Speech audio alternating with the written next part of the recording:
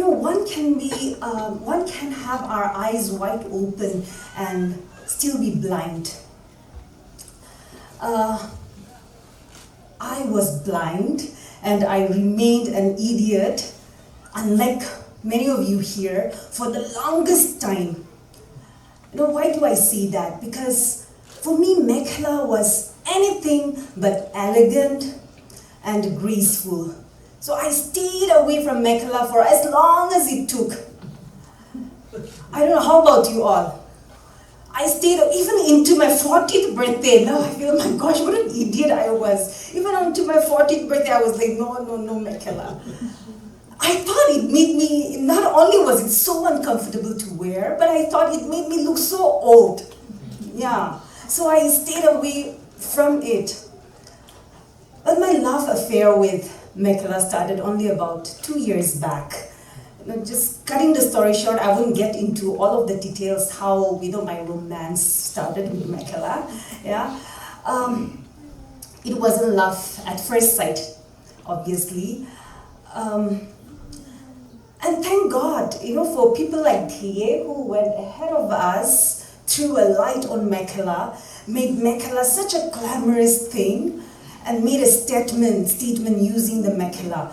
Thank you for inspiring and influencing so many of us, and shattering all these ill-conceived notions that we carried with us.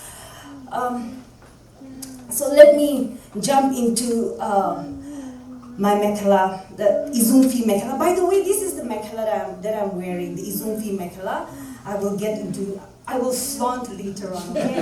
I will do the 360-degree turn, for everyone, So, just like, we are all Christians here, so we all know the story of how Saul became Paul. So about 2 years back, same thing, my eyes opened up, I opened my eyes and Meripeni became I don't know what, but definitely not Saul to Paul. So I became a convert. So the story about this Ezungpvui Mekhela, by the way, thank you for this, because I always knew about this story, but I never got around to asking people in detail about it.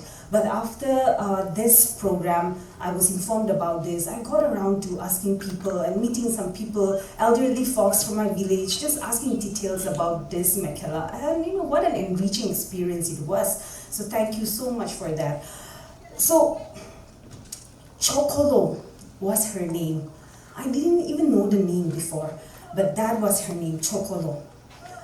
She was an Izum lady. That's why Ezungpvui. Pvui is just a name that is suffixed to a lady who is an Izum. So she was from the Izum family and married to the Kikon clan and lived in a small village called El Lomida. That's the village where I come from. And she was barren. She had no children. And imagine living in those times where numbers mattered.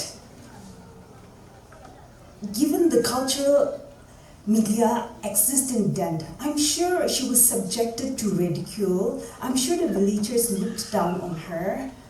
And I'm told she was not from a very well-to-do family as well. Poor farmers. And she had no children.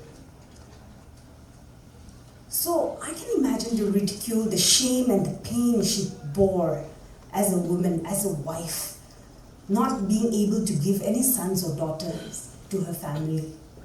So Chokho, one fine sunny morning, she rolled out her bamboo mat to dry the job steer in the sun. We all know what a job steer is, right? With its husk, it's silvery, almost silvery in color, and it's slippery. She laid it out to dry in the sun, and right beside it, she sat down to start weaving, unaware that an enemy was lurking somewhere in the corner. And everyone was out in the fields, but that day she had chosen to stay in because she wanted to dry the job steer and bound it later in the evening. It is said that when a warrior is about to take the enemy's head, they give out a war's cry. They give out the war's cry as they jump on their, I don't know whether to call it victim or prey. Yeah, prey. So by the time Chokho heard the war cry, the enemy was already attacking her. She could see her right there with the dao, with the fierce face coming down on her. But this enemy jumped right beside her. His foot slipped on the job steer and fell down. Immediately, Chokho sprang to her feet. She held her tsitam. You know what that tsitam is? The one that is used to weave. Yeah, so she held that tsitam and she took the enemy's head then and there right on the mat, on the bamboo mat. Two things happened whenever someone took the enemy's head. The first one was a public declaration would follow. So the one who takes the enemy head would make a public declaration in front of all the villagers saying, I am so and so, son of so and so, and I have taken the enemy head of this person from this village. He would make a public declaration, and the villagers would join in cheering him, yodeling, and proclaiming him as the hero. And then a feast would follow. The second thing is the feast would follow. When Chokho took the enemy's head, the village folks didn't know how to respond, because no woman had ever taken an enemy's head. This was the first time. So they didn't know how to respond. So there was no public declaration. There was no feast that followed.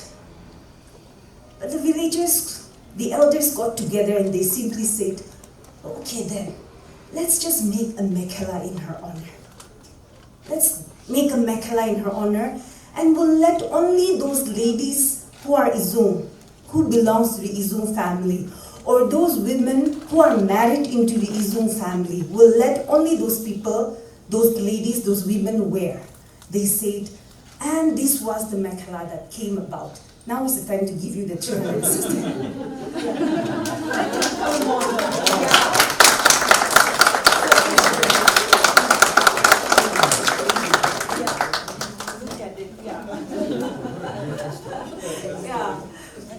So it's also known as, in our dialect, it's also known as tsiraksa. It means the cloth that comes with lots of lines, I'm told, that comes with lots of lines. So in those days, these shells were so valued, I'm told. It was so hard to come by. But because it was such a rare thing for a woman to take the enemy's head, they said, we need to have these shells on this Mekhela. So these shells were put. And you know, this one,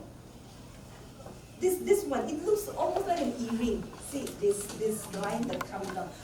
Actually, this Ezungpvui serum, it comes with an earring, which is exactly as this. It comes with an earring, but this is not the one. I'm sorry, I couldn't get hold of that. I couldn't get hold of that earring. So they said, because it's a woman, this earring, they specially designed it. We will put this in the Ezungpvui serum as well, and that's how this design of the earring also came into the Mekhela. So that was it.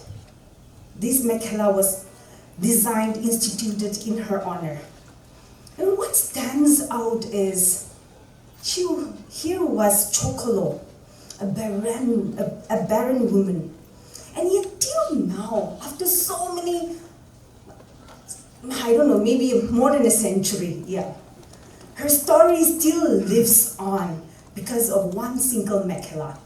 You know, we don't remember the name of her husband or those many warriors who took the enemy's head in the village. We don't talk about them. We don't even remember the names. but Chokho name lives on because of this one single Mekhela.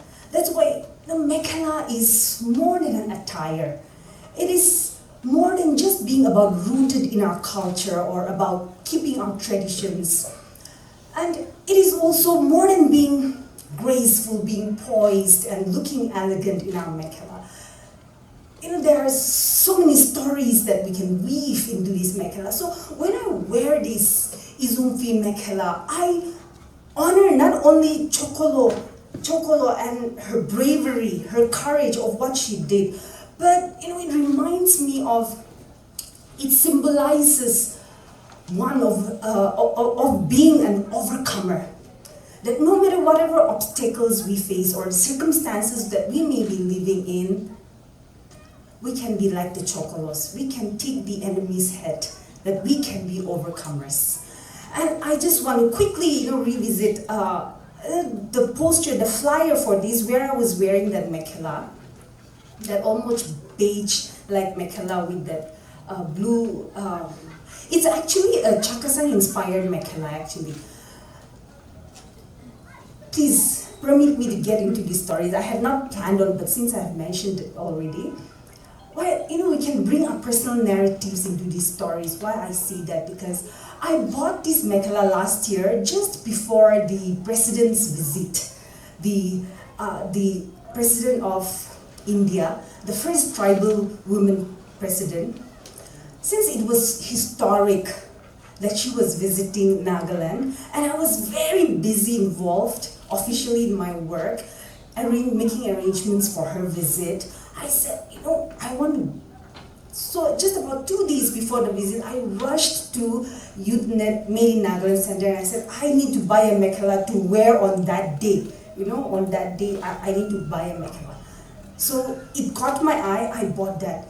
So I wanted to keep that Mekhela to tell my children, symbolic of the fact that, hey, when the first tribal woman president of India came to Nagaland, I was involved, I was busy, I was so busy, and I bought it as a way to reward myself and to remember that.